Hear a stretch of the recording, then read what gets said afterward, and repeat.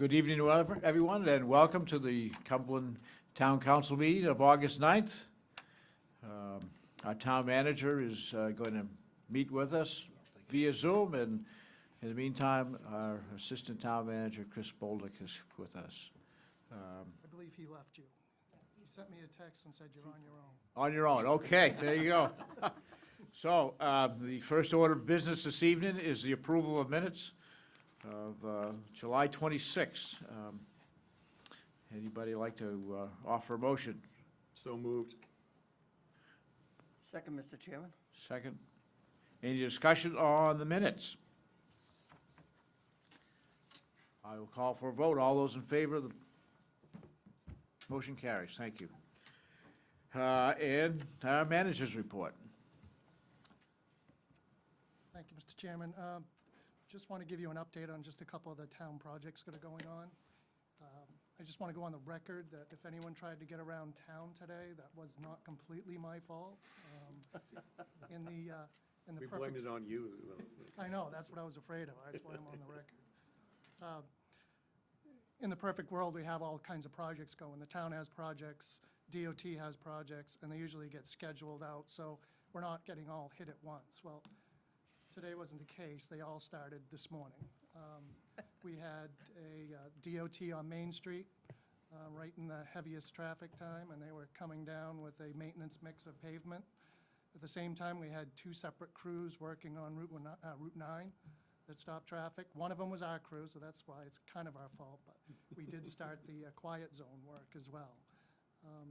There was also two projects on Tuttle Road, so it was quite an adventure. I kind of got pushed around myself trying to get back to Town Hall. So the good thing is we're kind of ripping the Band-Aid off, so a lot of these are going to be coming to a close rather than spreading it out through the entire summer. This is really going to speed up some of these projects, so they'll be done sooner than later. So just bear with us, and you're going to really like the final outcome. The Public Works Garage, even though it's about a month and a half behind schedule, should be completed by the third week in August. The goal was to get everybody in there and get the buses back on site. We had some delays just with products being back ordered and unable to get products, and trying to get CMP in to get our three-phase power changed over. So it's been a little frustrating, but we are coming to an end, and it's going to be a nice facility. And probably before one of your meetings in September, we'll have you up beforehand just to get a tour of the facility, to take a look at it. If anyone wants to see it beforehand, certainly just contact me, and I'll just take you up and give you a private tour. The historical building is on track to be finished probably the first week in October. This has been a long, long process with that building, with moving it and all the issues we've had with it, but I think the final outcome is going to be it's going to be great. We've got a really good builder with Dave Swan. He's really putting his heart into it, and making some changes and using his talents to just kind of make his mark. And I think it's really going to be something everyone's going to be proud of. And finally, the bicentennial celebration is September 18th. That's in full gear. That subcommittee of that is working on that weekly. It's going to be a great event. They're starting to advertise it on the Facebook site. There's also a link on the Cumberland webpage to link to all the activities, the times, starting with a road race and the events that are going to start at 11 and go to 7 o'clock at night. So I think it's going to be a great event. They put a lot of work into it, and they still have the same enthusiasm that they had when they started. So I'm really looking forward to it, and if it goes bad, I'll just be off in the back corner just peeking through the woods. But, other than that, that's really all I have on the projects that are going on. That's all I have. Mike? Good to see you, Chris.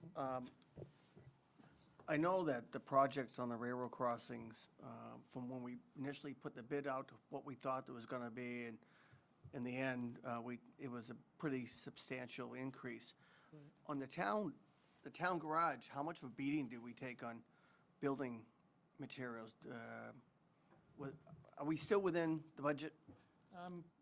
I'm within the 200,000 contingency, so we Okay. are over budget, what we had planned on, but we did plan a contingency thinking that this may happen. We did that when we were hoping it was going to come in under bid because we figured that everyone was going to be bidding on this project and there was going to be ample materials, but that really wasn't the case at the end. So we found a lot of things where we pulled out the administrative training building, a lot of things were tied together.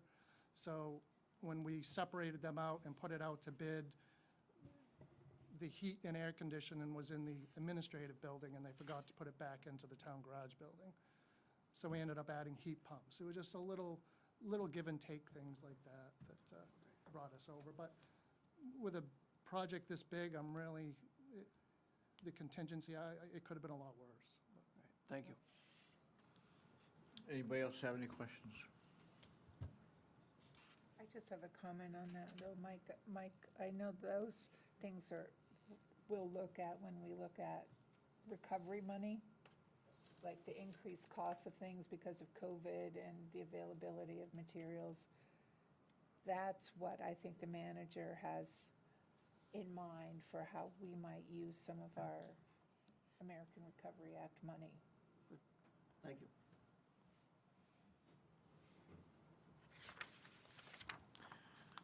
Item number 4 is public discussion. Public discussion is for comments on items that are not on the agenda. Comments are limited to 5 minutes per person. Rebuttal comments will be limited to 2 minutes. Public discussion topics may be brought up again under new business for further council discussion. Is there anyone here who would like to address the council? Yes, ma'am. Please state your name and address, please. Yes, Joanne Fryer, and I live at 111 Bruce Hill Road. I own Mofield Farm, and for those of you who are new on the council, Mofield is the poster child under the current comprehensive plan of what a farm is in Cumberland now. You grow niche items. I have a flower farm, have 52 weddings for my flowers this year, a major floral design workshop, and we grow hard cider apples, which are sold to 2 different companies. And they just opened the border to Canada, so we'll have somebody to pick the apples. But I have an issue. I'm the only one still, I think, that is allowed to do events. That's allowed under the comprehensive plan, and I have license to do special events, a limited number per year. We can do up to 8 events per year to help defray the cost of farming, basically, and to survive as a farm. I am pretty much across the street from the fairground, and I want to thank you all for canceling the monster trucks. My weddings are planned, I have weddings now planned for next year. I can give you the dates, but I also have been, requests for 2023 already. If something, and I spoke with Bill Shane about this the other day, and he's right. The current zoning for the Farmers Club was done in 1977. They basically can do whatever they want. I guess my fear is that on 30 days' notice, and I did call the Cumberland Farmers Club person, asked to be on their agenda. They've had a change in leadership. We have never had an issue for a decade at all. And we've not had any issues with First Tracks. They've been wonderful to work with. We are very cooperative, but the new leadership of the Farmers Club is insisting that they can do whatever they want, concerts, monster trucks, even now. And I think they're right. So I don't know if the proper forum is the zoning people to look at this, but if something came up on 30 days' notice, that was an event like, that exceeded 60 decibels at the property line, which is what I am, it would be catastrophic for someone's wedding. So, and these weddings are $80,000 affairs frequently, maybe more. And you can't move it on 30 days' notice. So I'm afraid to actually book anything. I've had 4 requests for weddings for next year, Bob, since you and I spoke, because this is when they're booking for next year. And I'm really after speaking to someone from the Farmers Club, I'm not optimistic that they're going to be cooperative in any way, the way that Mike Chinquette has been and the way Mike Timmons always was. You know, I'm willing to say, okay, if these are your dates, I don't even know how to do it. But we have to work together. And if we can't cooperate, then it's the end of my wedding business, because I will not book something and then have it ruined by monster trucks. And I think they're right. I think they actually can do monster trucks. So anyway, I don't know who to talk to about this. I did speak with Bob. You know, I don't know how to proceed, but we've had a change of leadership that scares me, and that, you know, I don't know where to go. So that's why I'm bringing this up. Because I just, tell me what the rules are. If the rules are they can do whatever they want on 30 days' notice, and maybe you approve it, maybe you don't, then that's the end of the discussion for me. And if that's the rules, I'll live with that. But I just need to know what they are. Thank you. Thank you. Sir?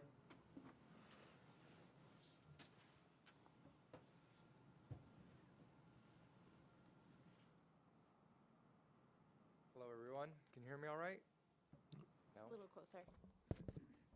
How's that? Just lean. Better? Better. Great, thanks. Eben Sweetser.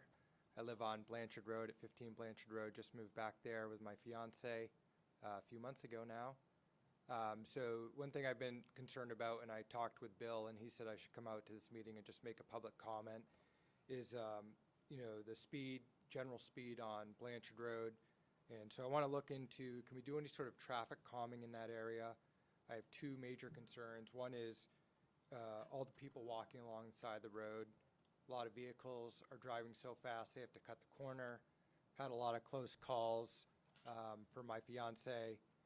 And my other concern, which has always been a concern growing up, is people backing out of the Apple Barrel. And if someone's coming down the hill at 50 or 60 miles an hour, which is the high speed that they recorded just last week or the week before, could be a problem. So that's all I have. Thank you. Thank you. Anyone else?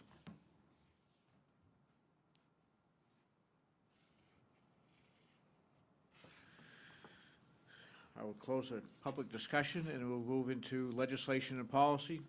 Item 21-084, to authorize the issuance of senior property tax assistance program payments.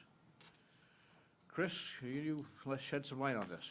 Sure, you have a memo in front of you on the dais to the town manager from Eliza Porter, and Eliza was directly involved in this. We kicked off the senior property tax assistance program the first week in August.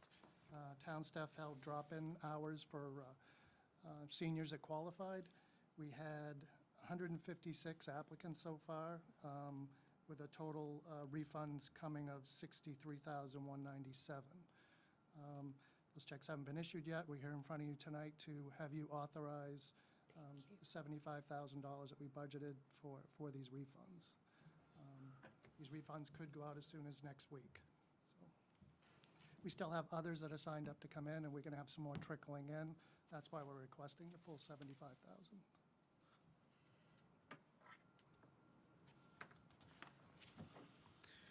Any questions? Chair. If we had someone come in after we had hit the 75,000 threshold, would that come back to us for approval? Correct. Yeah, because I thought that was like almost a first come, first serve kind of thing, the way we had it set up years ago, but it's changed so many times due to what the state says we can do and not do. So if you're on our list, there were some names that are in orange. They may have been people who qualified in years past but haven't applied this year. If you know any of those people, please, as a council, reach out. I know the town does, Tammy does sometimes call people if she has a number and say, hey, you haven't done your senior circuit breaker, do you want to come in and do it? But if you know any individuals, it might be helpful to speak to them and say, you know, get to the town office and get this done. Tom? I think Tammy has made those calls. Yeah, Okay. yeah. And so we have that information. So Yep. those numbers have been, those calls have been made. I noticed some of the names didn't have numbers next to them, Correct, so. right, could have been, yeah. I'd like to thank Bill Kenny, who's on the planning board, and also Ryan Cashman, who's also involved with the Aging in Place program. And I also would like to thank Whitney for all the work that she did. It was really terrific, and all the folks that were involved, thank you so much. And I'd like to make a motion. I move to authorize the issuance of senior property tax assistance payments not to exceed $75,000. I'll second that. Moved and seconded. Any other comments from the council? Any discussion on the motion? Is it a public hearing? Everything is a public hearing. Any member of the public like to comment on this? Okay, then I will call for a motion, a decision on the motion. All those in favor? Unanimous, thank you. I'll get this one these days. Item 21-085, to consider and act on the adoption of a resolution endorsing a rail corridor advisory council process to consider alternative future uses of the corridor as proposed by the Main Trails Coalition. So if you remember Dick Wardbury's presentation, I believe that was last meeting, It was. he's looking for us to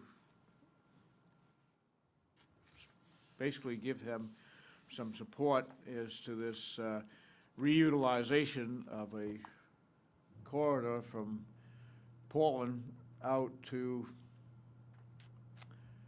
I believe it's always into the Gloucester, and perhaps even into, Brunswick, Auburn. Makes a triangle, so it goes up to Brunswick and then up to Auburn. And I don't know what their plan is for between Brunswick and Auburn, but that's part of their original plan. So the effective piece of land is basically between Middle Road and Route 1, or Middle Road and 295, more accurately described. It hasn't been used regularly.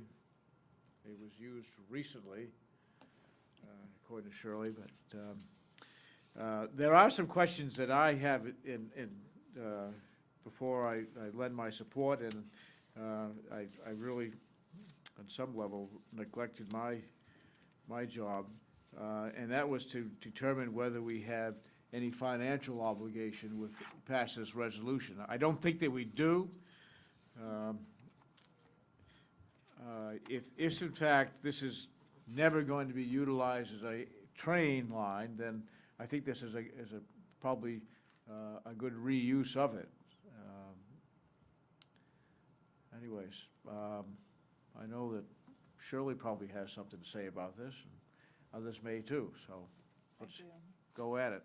Well, I'd rather open it up for public hearing first. Okay, anybody from the public like to comment on a resolution that the town council might make in support of change of use of the train tracks between 295 and Middle Road? I just want to clarify, I don't think the resolution is to actually make any change. The resolution would be to support the formation of an advisory council to consider the future use of the Casco Bay SLA corridor as a multi-use trail. So I just want to make sure, because I think a lot of us have questions as well, that this resolution is not to say we're supporting the actual action. It's just The to concept. Right. to So research it. what happened was the governor has approved some funds for alternative transportation. And this committee is trying to get some of those funds. So they're trying to get the support of all the communities that would be impacted by this concept in support of the concept before they go after those funds. that would be research, and then how to fund it would be the next step. Name and address, please. Yes, Wayne Curtis, 183 Middle Road, Cumberland.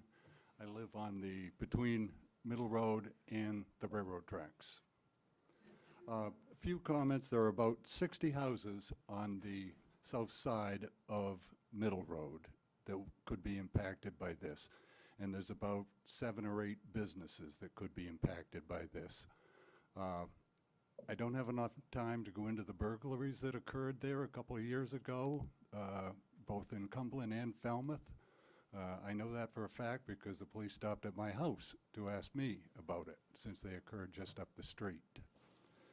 But anyways, I'll get into, I looked into rails and trails in northern Maine, rails and trails down east.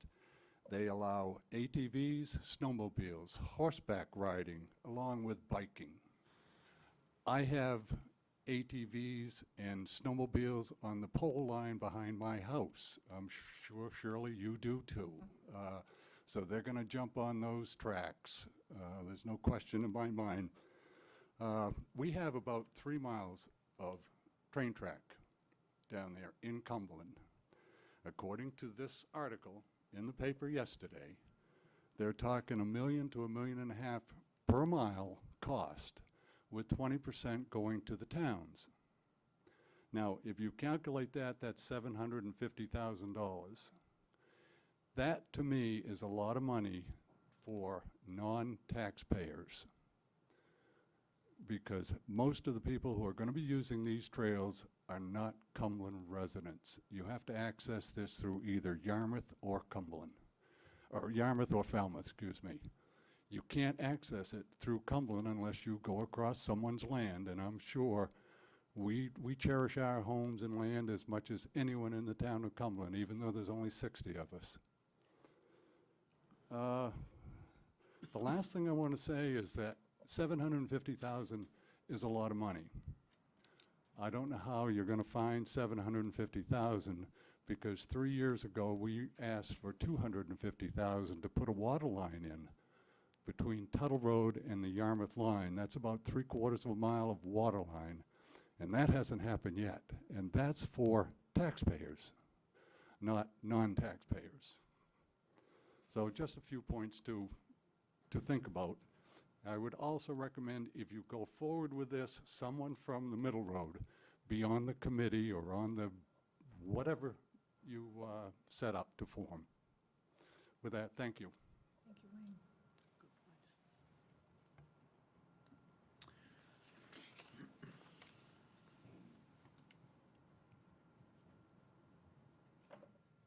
Hello, my name is Caleb. I live at 33 Deep Creek Drive off from Middle Road in Cumberland. I'm going to echo a lot of what Mr. Curtis had said. I'm a landowner who directly abuts the railroad tracks that run behind Middle Road and between 295 and Cumberland. I read the same Portland Press article this morning that was published yesterday that stated in the last year 700 to 800,000 people use the trail system in southern Maine, and that was according to the Eastern Trail Alliance's executive director. To me, that kind of foot traffic behind any private residence seems absurd. I understand that it is unlikely that volume will walk or bike behind this rural area, but still tens of thousands of people is still too many. I hate to be a NIMBY. I know, I really do. I believe that if you don't want something done on a piece of land, you should buy it. But the last time I checked, the state's not selling off railroads, or else I would buy it. The other thing I wanted to say is that regardless, this doesn't seem like a very good fit for a residential rural area. There are only a handful of landowners, 60 I presume, that live on this stretch in Cumberland that would have to bear the burden for the rest, particularly the traffic of non-residents. As far as I know, there is no access to the tracks or proposed trail besides through private property. Most users would either have to access from Portland Street in Yarmouth or Johnson Road in Falmouth. And then I would ask, what does that benefit the town? I doubt the town would pass or approve a vehicular corridor that only served the purpose of driving through Cumberland. We already have 295. There are other issues to deal with here. I know within the town, there are a lot of problems that arise with people not respecting public space or land, between trash, dog waste, dogs off leash, etc. Just look at the Cumberland North Yarmouth residence page if you want to dive deeper into that. To think that individuals would respect the trail right of way and not trespass on private property, not litter, or not let dogs run free on the trail is naive. If you go up to Knight's Pond, you'll see trash in a number of spots where people have had small fires just off the trail or away from the camping area. Like hunters or sportsmen, it only takes a few bad eggs to ruin it for the rest. Another concern is the conflict between hunters and trail users. Hunters who would be using their own land would then have a steady flow of traffic between walkers, bikers, all-terrain vehicle users, that sort of thing. This creates an issue of safety because we know not everyone complies with wearing orange, as well as creating easier access and closer proximity to pedestrians with the potential discharge of a firearm. Many of these landowners have had this land in their families for generations. To take this land and essentially ruin it for hunting, considering what little room there is left in the town, is unjust. It is my opinion the town allocates enough money to green space for residents to enjoy. There are plenty of accessible open spaces with adequate parking and well-marked trails on all sides of town. The proposed expansion of the trails takes years and costs almost $1 million a mile to complete. It would be my hope that no additional taxes, fees, or et cetera from the town would be allocated for this project. All in all, it seems like a pretty poor deal for the town and the residents of this area. Thank you.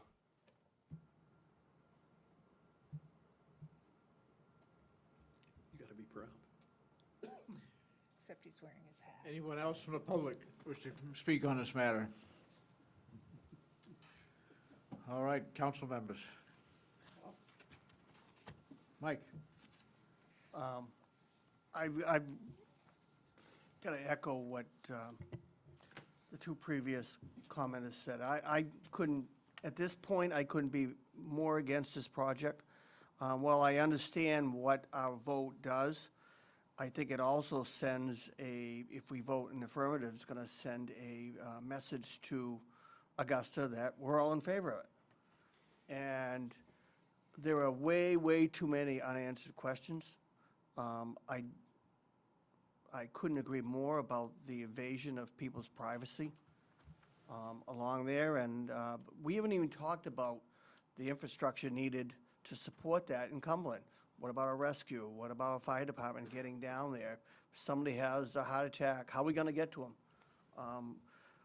I agree with Caleb, but where are these people, where are our residents? And I really don't care about the residents of Portland and Falmouth because, you know, we represent the people of Cumberland. Where are our residents going to park? Where are people going to park along this trail? I think, and I could see a potential of people, well, it's easy. I'll go through Story Brothers. I'll hit the tracks down there. Or I'll park such and such place. So way too much to be answered, and I can't support it at this time.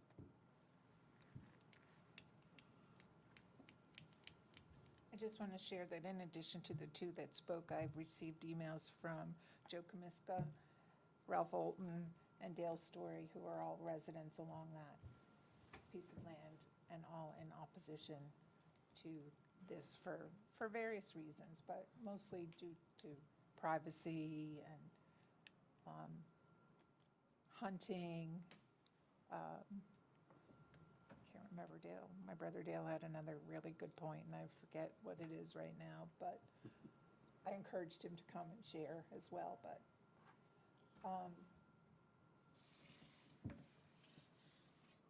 so I'm not going to, I mean, it might feel like a conflict of interest because I'm one of the abutters. And I don't think there's going to be any damage done to the project. They're not going to say, oh, Cumberland voted against it.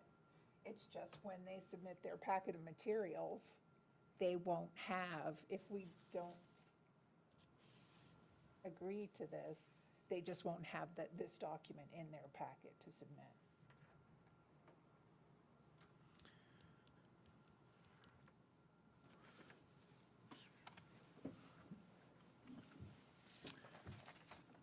So I gave this a little bit of. That's okay. So please, go ahead. I gave this a little bit of a thought. Dick Woodbury reached out to me, and I think everybody received that email and asked if we would, and I responded to him that we would be taking it up, but I didn't realize it was gonna come this quick. But it's good to have an opinion, and it's good to hear other people's opinions, because I think there's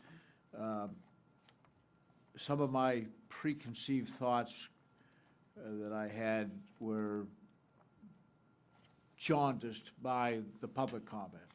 And a lot of things that I had, well, there was a lot of things that I hadn't considered. So I have more questions tonight than I have answers.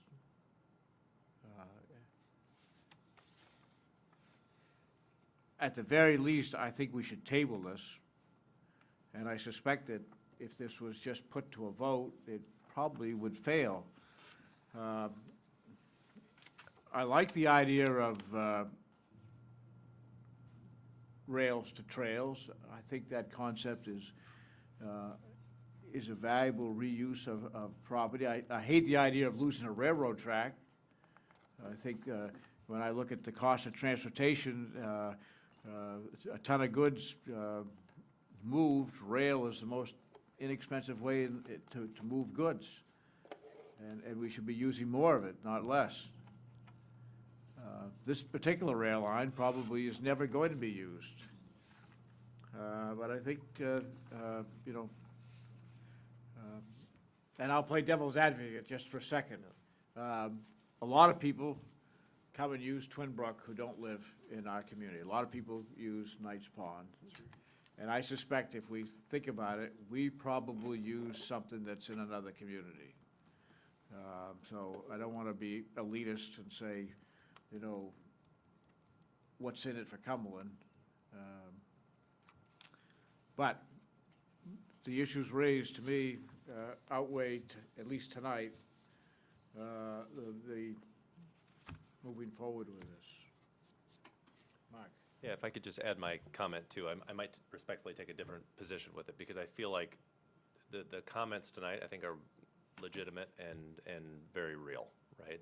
I don't live on Middle Road, so I respect your position on it, and I think that you come at it with a lot of truth. But I think they're a little premature in my mindset that we're not voting on whether we're moving forward with this. I know there was a Portland Press Herald article about the cost, and I heard those being thrown out as those are facts as to what this will cost us. I don't think we even know that information yet. So when I hear counselors up here say, I have a lot of questions, there's too many unanswered questions, my first thought is, well, how do you get answers to those questions? You form an advisory council that then looks into those questions, and then we vote on it based on that information. So I am not willing to vote against the concept of getting more information. And again, you may be right, Mr. Chairman. We might not have the votes tonight to do this, and so I guess I give that back to you to figure out how we would like to handle this. But I'm not immediately against the idea of an exploratory advisory council. I'll put it that way. I think that's what this committee's looking to do. The Dick Woodbury's committee is looking to explore it. Right. And they may decide that they don't need this from us. This might not fit their timeline. I suspect they're getting ready to submit an application. I don't know that firsthand, but they will include a packet. They will submit a packet of information to try to obtain these funds. And they may not need this from us if the packet deadline is next week. I don't know why this came in such a hurry, but, and it might be just because we had a light agenda and it might be a good time to talk about it. They may not come back and say, you know, you didn't get it done last week, we'll answer these questions, can you do it next week? They may or may not, I'm not sure.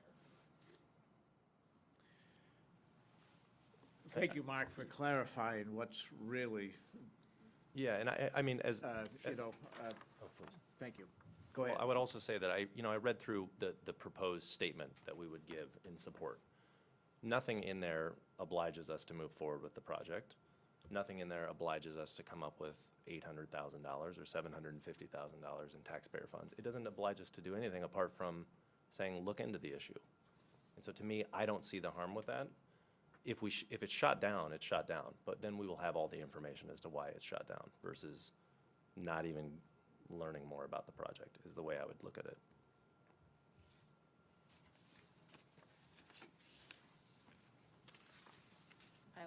I'll say, not having Dick here tonight, I don't know if we gave him the heads up that it was coming back on the agenda, because I guess I have some questions too around, like, what's the timing from the advisory, like, more logistics of even this committee that I would like to ask him before voting on anything. So I will say personally, while I am in Mark's camp, I would rather table to the 23rd, be able to give Dick the opportunity to also kind of answer some questions on logistics. So I think last time he came, we were all just kind of hit with it. He gave us his presentation and like, okay, and like that was it. So there wasn't as much back and forth either because we were just digesting it all.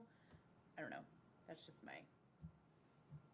where I'm at. Ronnie? I'll weigh in on this. I don't see any benefit to a resident of the town of Cumberland. If I lived on Middle Road, I certainly wouldn't want all these bicyclists and walkers walking through my backyard. And these railroad tracks are literally in people's backyards. I don't see any advantage to the town of Cumberland, to the residents of the town of Cumberland. I do see an advantage to people from Falmouth, from Yarmouth, from Portland, but I don't see any advantage to a Cumberland resident. And I mean, if I was Mr. Story or Mr. Curtis, I would not want a flock of people walking through my back dooryard. I mean, it's just personal rights, I mean, and landowner privileges. And I think I'm in Mike's camp. I don't see any advantage to the town of Cumberland, so.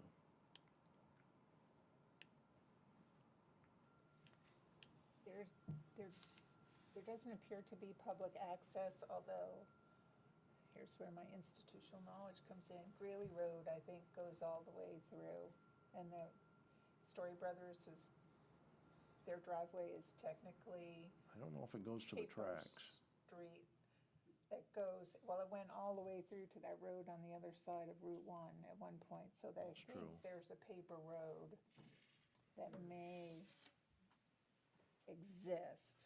But then, again, even though we are not subject to maybe paying for this, because Dick said, and Martha said they were looking for private investors to help with some of the cost of this, it would be imperative upon us, if we supported it, I would believe, for us to provide public access. And that might be a place for public access, but we would have to pay for it. I mean, we would have to do the improvements. There's a swamp back there that you would have to figure out how you're gonna get bicycles through there. You know, that's all wetlands down behind Hazelton and you and Story Brothers. I think it's a great point, Shirley, and we offer a lot of trails in this already. And with our trails, we offer parking. We offer privacy. You know, Ryan's Forest is not in somebody's backyard. None of our land is in somebody's backyard where you're walking through. And this is just, like I said, I would stick with what I first said. I understand what we're voting on tonight. We have a lot of unanswered questions, but by doing this, we are signaling a voice of support for this project. And I'll start from day one, whether it's tonight plus another night and the night after that, I don't support this project. We're kidding ourselves if we think, oh, this is just a concept, we're looking at it. We're not just looking at it. They know what they want to do. They've looked into what kind of money this is going to be. They're way ahead of the curve than more than just asking us for a concept. And like I said, we're voting in support, and I don't think we should need to table it tonight. We take a vote, we know what we're voting on. I think by tabling it, we're kind of taking the gutless route. You know, we all respect whatever somebody's gonna vote, but let's vote. Let's get it out there and vote.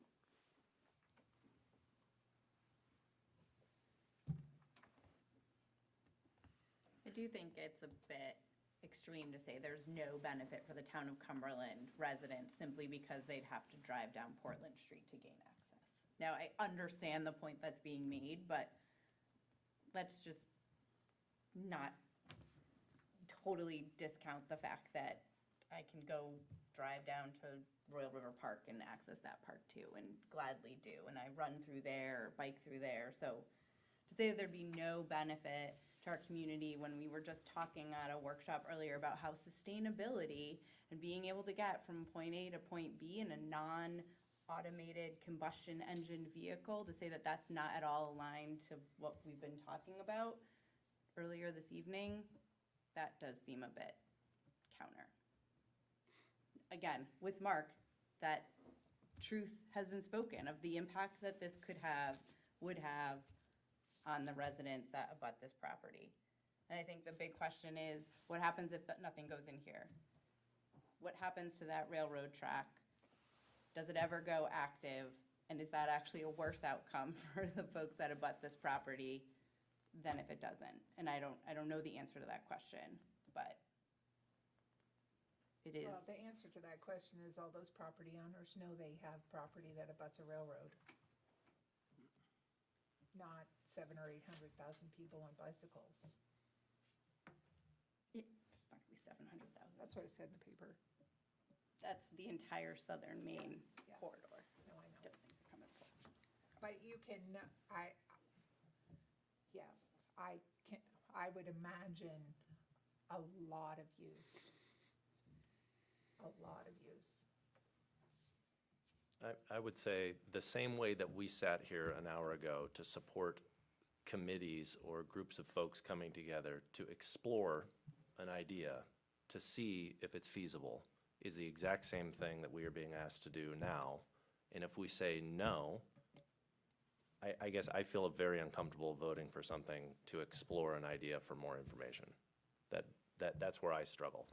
If the information comes back and it's $750,000 and 700,000 people are going to be using it, I think that makes the answer much clearer for a lot of people.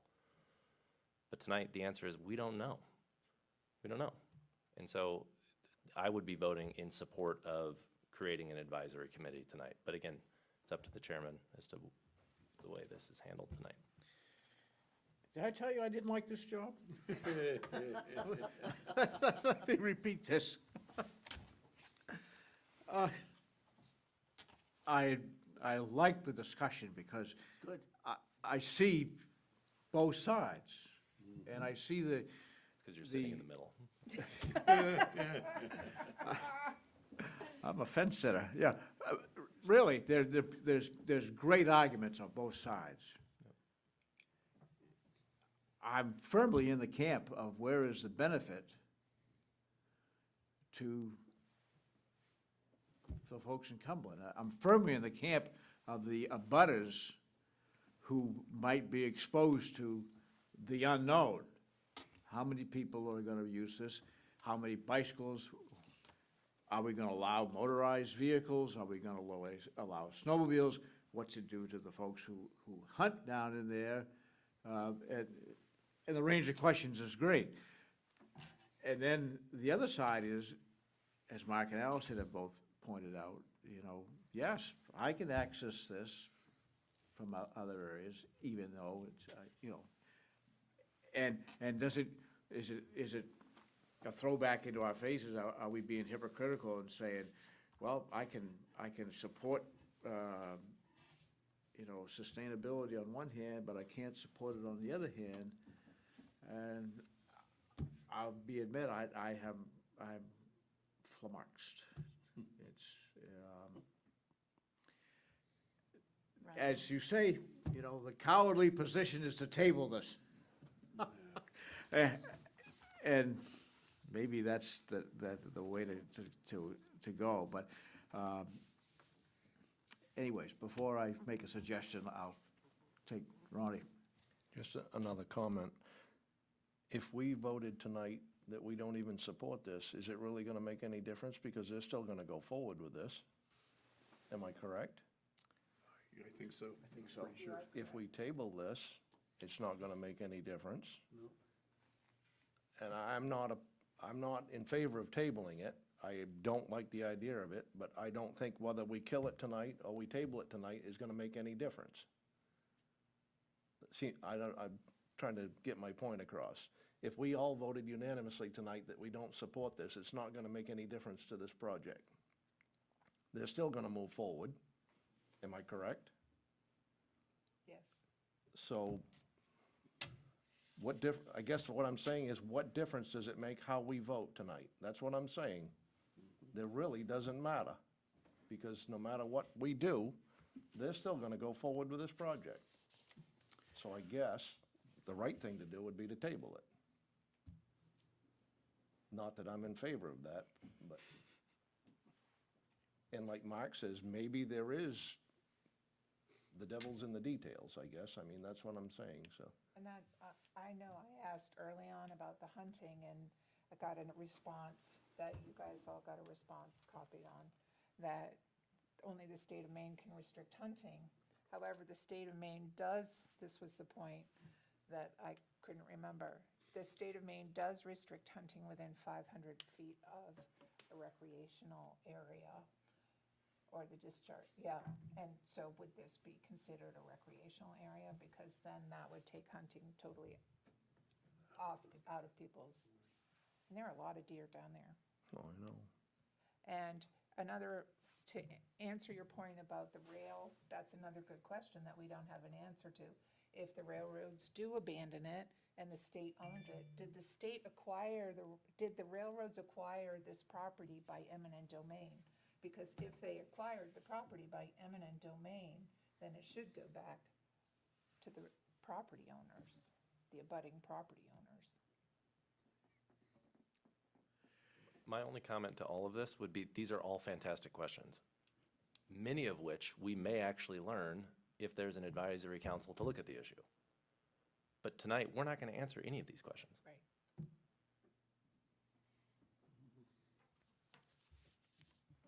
So I think to Ron's point, it's not going to stop them from submitting their packet of information to the government. So we can take the vote, and to Mike's point, we vote the way we vote and vote where we stand on it. And if it doesn't pass, they're still gonna make the packet and submission. What they'll know is that Cumberland is not unanimous on this project, and we have a lot of questions, and there are outstanding issues that we want to make sure are addressed by this advisory council, because they're inevitably going to have to come back to us. But this resolution doesn't indicate that we're divided on it. Right. They can watch the vote and watch the minutes, that's my point. But the resolution would be part of the packet. We're voting right here. The resolution would be part of the packet that gets included.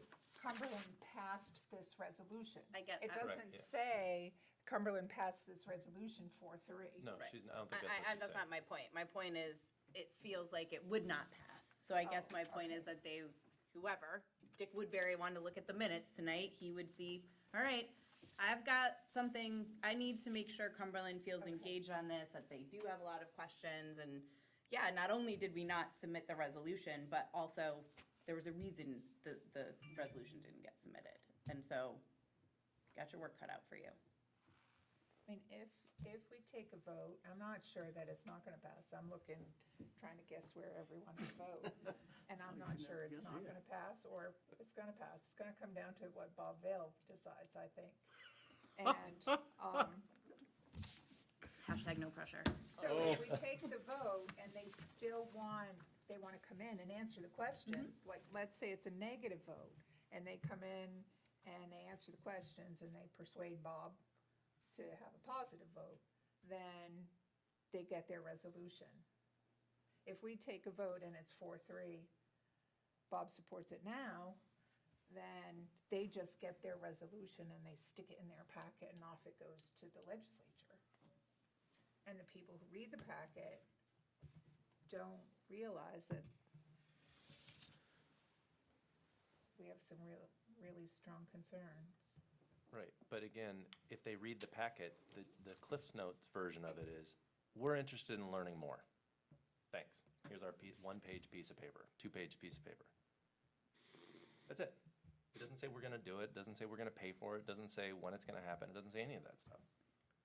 Also, what Dick sent us, I'll say, was a draft of what Yarmouth and Falmouth have done. So we also don't have to even use this language. Like, we could take out the further we petition the main department. Like, we say, we just are doing the resolution to say, we support the creation of this rail corridor advisory council to consider any future use of abandoned trails or abandoned railroads. We could totally change the language to whatever we actually would like it to be much clearer about what we are. If we feel like this is a little too vague or leaves things open, or I'll throw that out there too, is that was just a draft based on what other towns had passed. I think you gave me the out that I was looking for. That's what I'm here for. Mr. Chair, may I counter Allison's point, if I can put my words together. I think the, Wait, Shirley wanted to counter. I think if we move forward with this as a resolution, it's like Mike said, to be cliche, the train has left the station, literally, and in many ways, and it shows that, to me, it shows that I know how, to me, it feels like sometimes when things pass and get started, they're like a done deal. I'll use the school for an example. When they presented to us, how many tens of thousands of dollars do you think they've already spent in those school plans? A lot. A lot. And so if we go forward with this, it's like the train has left the station. We are sort of inadvertently, like Mike said, supporting it. That's my fear. Maybe I'm jaded and I've been on the council too long or in local politics too long. But there are a lot of people who believe that if you support the idea of something, it's a done deal. Shirley, what's the headline gonna read on tomorrow's forecaster? Town council supports trails down there. It has been already in the It forecast for has Falmouth for and Yarmouth. exactly what I'm thinking. And we as a council have done everything to stop the impact on our residents, the quiet zones. Look how long it took us to find a place for a town garage. We had great proposals, but the neighbors came out. It was impact after impact, and we as a council decided we're not gonna impact our neighbors. And many of us that were here, we voted it because we didn't want to impact. And here we're voting for something that tomorrow's headline is gonna be, Cumberland's Town Council supports it, and it's gonna impact our neighbors. The whole neighborhood of Middle Road, which I'm not too far off of, is going to be impacted by this. And I just think, you can't have it both ways. Well, we'll take care of those neighborhoods, but we won't take care of this neighborhood. No. Going around, I know I've repeated myself, Mr. Chairman, but you can tell I'm a little passionate about it. Tom, I'd like to make a motion. I move to table until August 23rd. there's a motion. Is there a second?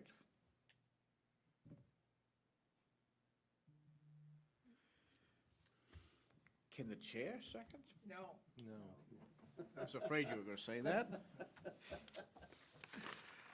All right. Motion fails for lack of a second. Mr. Chairman, I'll give you a motion. Listen carefully. I move not to adopt the resolution included in this material. I'll second it. Therefore, I will kill this project, as far as the town of Cumberland is concerned. One last time. Discussion on the motion. I would like to know whether moving not to accept the materials would also include moving to not accept any revised drafts of those materials.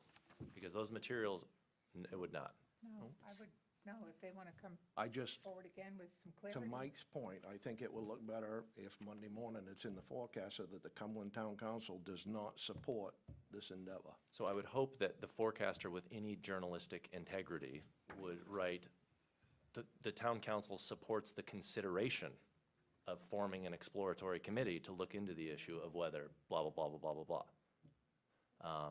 We can't control that, of course. Okay, so that was my question. So, this has been a struggle. And I think that Allison offered us an out there that I would have followed up on. And that would have been to rewrite this as a resolution that was, The problem is you have a motion and you have a second. I know, I'm And not, it You've can also got a come draft. I was forward gonna again. say, we It can come still bring forward it so back. we, in a rewritten form.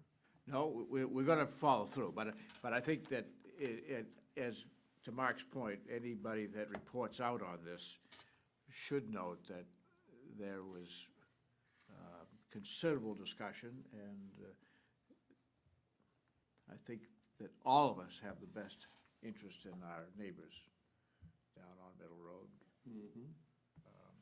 regardless of that. So, anyway, anybody else want to speak? All those in favor of the motion? Motion carries. I can make a comment, Mr. Chairman. This has been a great discussion. This is what I love about town council. Regardless of which way this would have come out tonight, I was watching tonight. Mark was speaking. Everybody's turned to listen to his point. Same with Allison. Same when we were down here. So that's really says a lot about this group.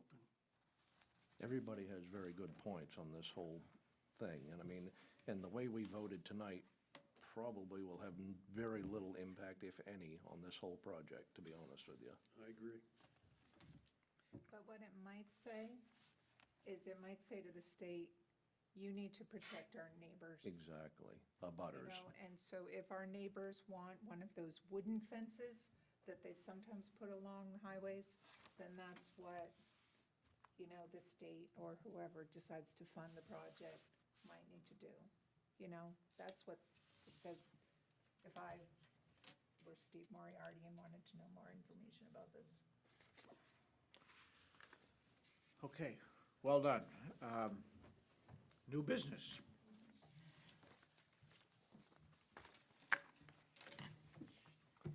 Speaking of, well, first off, I wanted to talk about the senior property tax assistance program. It sounds like we've got some folks trickling in maybe over the next week or so, if that's correct. So I just kind of wanted to follow up with what you said. If you haven't gotten in to apply, please do that.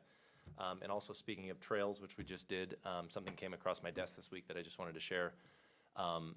As part of the finance committee, obviously, we look at line items on budgets, and we try to figure out where we can spend taxpayer funds appropriately.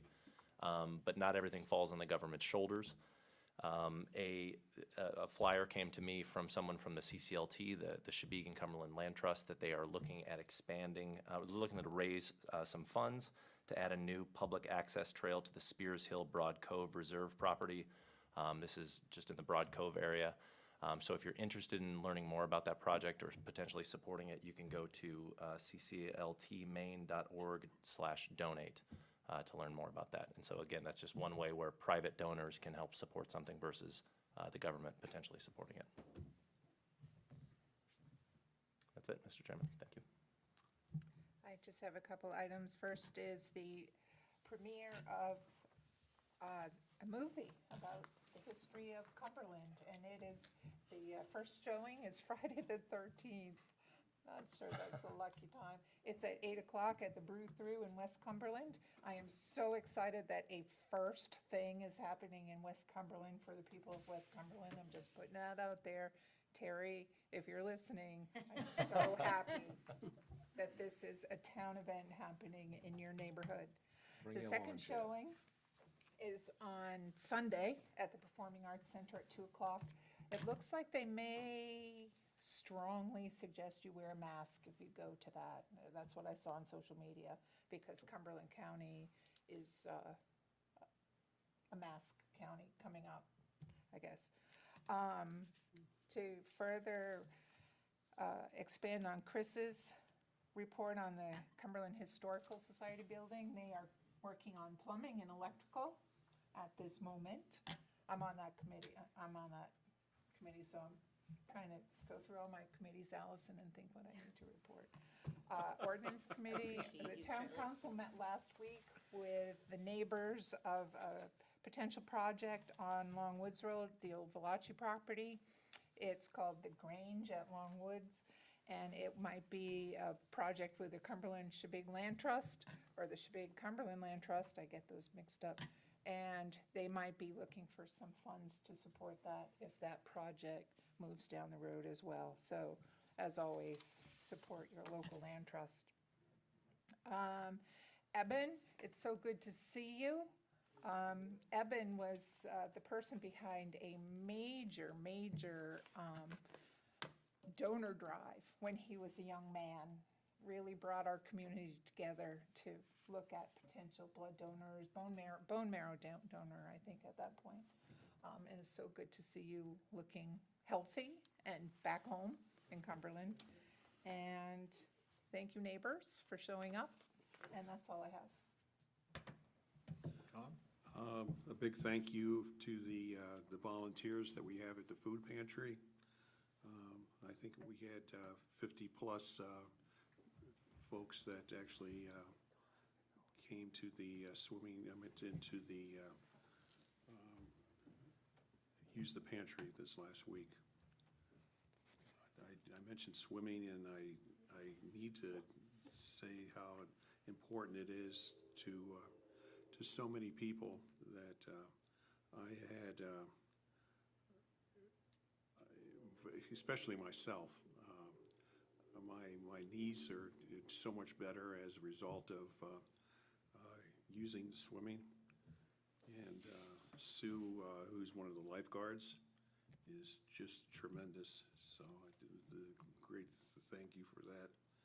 And I'd like to thank Coach Hale through the Recreation Department, so his assistance as well. And that's all I have. I think the only thing for me is I was just looking at who is signed up. So I think next counselor or public officials at the town market, farmer's market, is for August the 21st. So not this Saturday, but the following Saturday, the Saturday before our next council meeting. That is purposely signed. So I think Peter Bingham is signed up to be there from the school board, and myself so far. So if anyone else wants to join, sign up. So Eliza can make sure she puts it in there. But invite anyone to stop by. I know we shared some stuff about priorities and workshops, so would love to get feedback, answer questions, and just get some thoughts from folks. So please stop by if you're grabbing some beautiful flowers or meat, cheese, all of the things.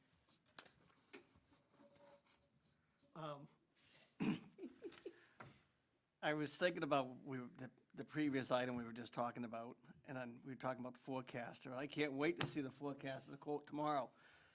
Councilor Eads doesn't care about Portland, you know? So, I do, of course, care about our neighbors, but other than that, no, I don't have anything. It's been a good week. We wish our town manager the best, although we have a great replacement. Good to see you, Chris. That's all I have. Brenda has donated $20 to the food pantry. And lo and behold, I don't have a $20 bill in my wallet, but I do have 100. So this is gonna bring me through to the Cumberland Fair, which is only very close. And Bill Stiles, I want you to know that I have donated every council meeting all year long to support this. and the rest of the council's been very generous too, so this is a very worthy cause. So I am up to date through the fair, so, and that's all I have. Thank you. He's killing me, he's killing me. It was either a 1 or a 100, so. If I get my wallet, it's gonna be a 1. All right, so I have a couple things. We had a letter from a resident about noise. It seems to be that we talk about noise a lot lately, and perhaps there's I would ask the ordinance committee to maybe we should take a look at what we have on the books and maybe report back to whether we should strengthen those noise ordinances. And this really is not, this is general in nature, it's not specific.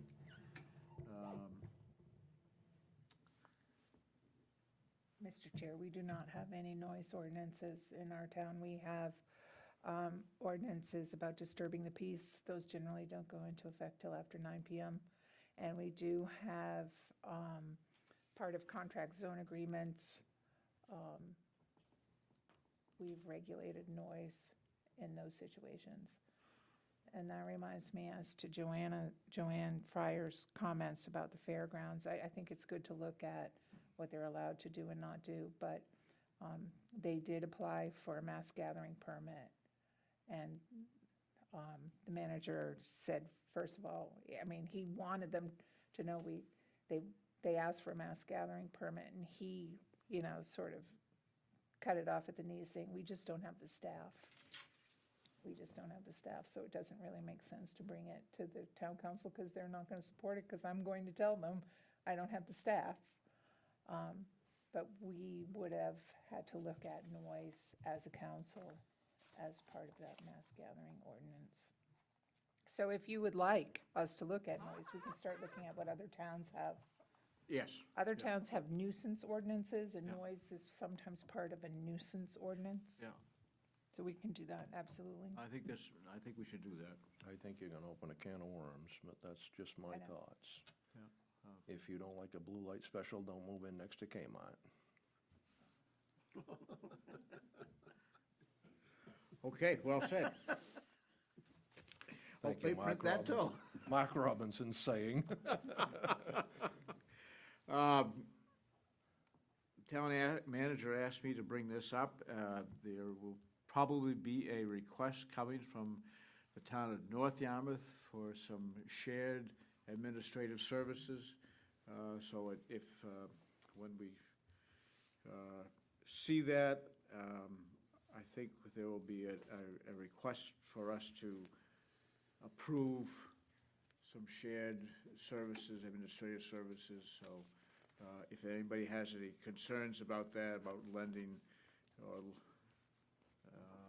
help, but I don't think there is. I think we're all happy to help out over there, but we will probably have to have a resolution or some sort of council vote on that. This probably is going to come as no secret, because I've found that everybody I talk to already knows about it, so I'm not letting the cat out of the bag, but there is a parcel of land under consideration in North Yarmouth for the relocation of the school. And the town manager will be presenting a alternative plan to the superintendent and board chair and leadership over there. I think we have a viable project. I think we have and I'll pass this stuff around for everybody to look at. Pass that down to Mark, and pass that down to Ronnie, and we'll cross the middle, but I'm very encouraged by the number of landowners who came forward over the past week to offer pieces of land for alternative sites for the school.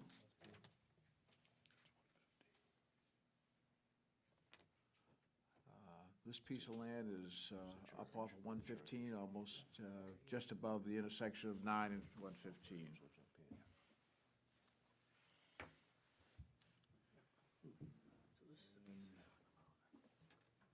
Well, I don't think it's appropriate for us to be discussing it before the school hears it. No, and I- The school board hears it. I was going to close the But, meeting. Yep, I think that's great, and I think it's exciting, and I thank all the people involved that look to make this happen. It shows that when we had our joint meeting over there, people were listening to all the concerns, and I appreciate that for one. Ditto. Thank you for those in the audience attending and for those who spoke.